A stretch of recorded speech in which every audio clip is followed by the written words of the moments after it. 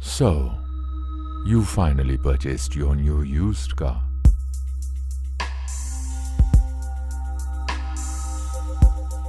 But does it have an active airbag? Or the timing belt?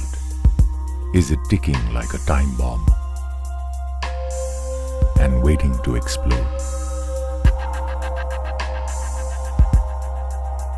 Are your brakes bleeding to death? Did you have all the right tools before making your decision? Did you? Guess what?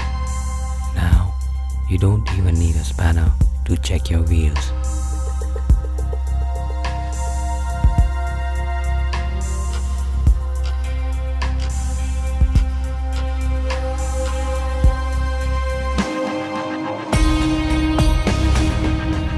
TheWheelGurus.com. Fueling